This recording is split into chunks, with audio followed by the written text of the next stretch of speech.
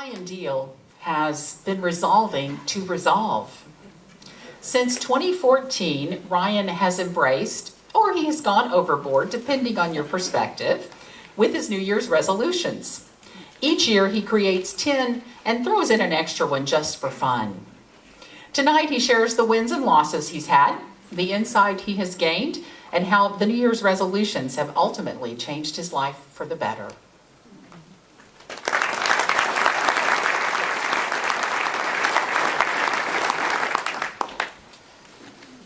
Let's go back to 2013. After 5 years and 2 serious relationships immediately following another, I was single again. And honestly, I wasn't really sure what I was doing with my life.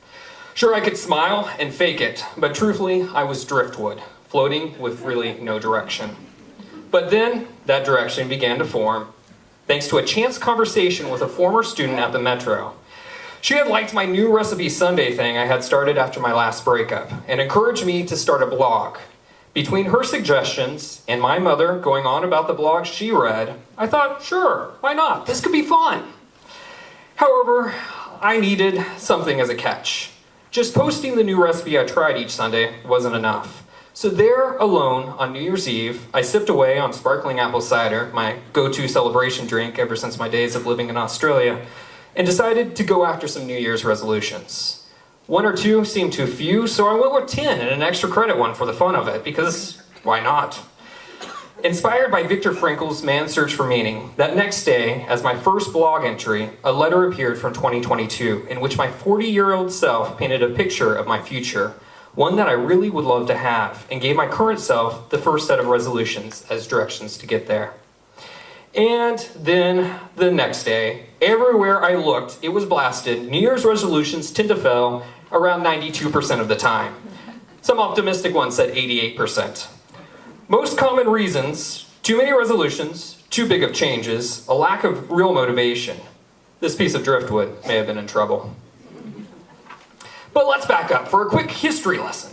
New Year's resolutions go back to at least 4,000 years with ancient Babylonians. Then ancient Romans made sacrifices and promises of good conduct to the two-faced god Janus. In 1740, John Wesley, founder of Methodism, started watch night services that included resolutions for the new year, and they've continued to evolve ever since.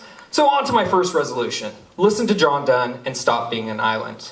I'm an introvert. My natural tendency is to retreat when possible, like right now. But I thought that when someone invited me to hang out, rather than saying, sure, let's do that sometime, and then never doing it, I made it happen. And my world started to change. My previous relationships were with great people. We just weren't great together. However, my being a serial monogamist leads to my falling easily into serious relationships. To actually find myself, a self-mandated year of being single happened. While dates were allowed, relationships were not. It was so successful, I'm still single today. Just not self-mandated. Thank you, Central Kansas dating scene. Then there was the resolution to transform from nice guy to good guy. The difference, you ask? Think Indiana Jones and Han Solo. Good guys, but definitely not nice guys. Whenever falling into nice guy habits, I would catch myself or figure out ways to improve the future. Ground was made, but old habits die hard. Then for 2 months, I lived on a pre-tax minimum wage budget that included every expense, including mortgage, except for my car payment. For both February and August, I lived as frugally as possible. It was hard, and honestly, I don't know how so many people do it while also supporting a family. These months led to my no longer taking for granted many of the purchases I make today.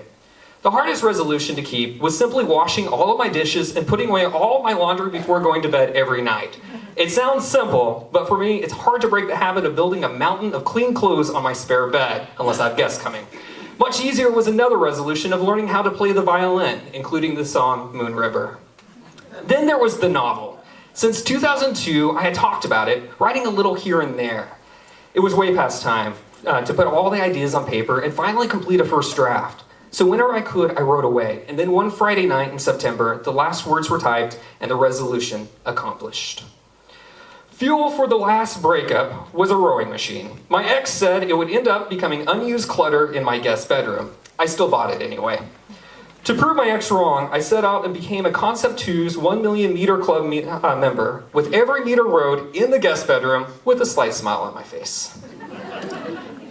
Then, inspired by the movie Strictly Ballroom, too many Disney movies, and my being a hopeless romantic, was learning to dance. There were swing dance lessons at Wichita and the Metro. Then in autumn, Bailey and I joined Hutch Ruck's dance class. We had a blast learning the waltz, tango, swing, desperado rap, and we also got in trouble for spinning too quickly, a few too many times. The most important resolution was being a better friend to my friends, with my dedicating more time to them. I climbed trees in New Orleans with Andrew, celebrated my birthday at a Dolly Parton concert with Ryan, Cody, and Andy in Oklahoma, experienced Pioneer Day, or Pie and Beer Day, with John in Salt Lake City, and spent much more time with all of my great friends right here in Hutch. 2014 was a success. More letters with more resolutions have come every year. I read more books, created a morning routine, added yoga and meditation to my life, had a very, very, very iffy 15-minute conversation in Spanish, learned to draw better, and had made many more great adventures, while huge life changes happen, like starting a PhD program at UNL. Don't get me wrong, though. All my resolutions were successful.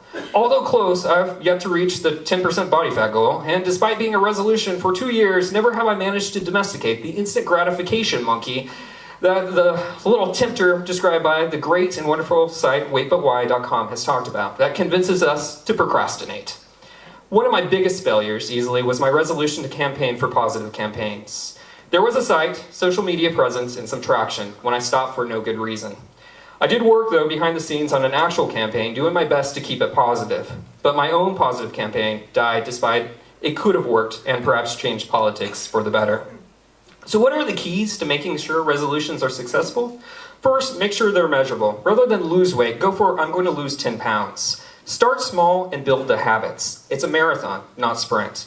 If you fall off the wagon, get back on. You have a whole year after all. Accountability partners are great too, and if you need one, and remember always, time is our most precious treasure. Rather than simply drifting, take control. Lose the weight, get in shape, learn the guitar, draw, read, get involved, change the world. All the power you need is right there in you. So get out there and have fun while you write the most amazing story of your life. Thank you.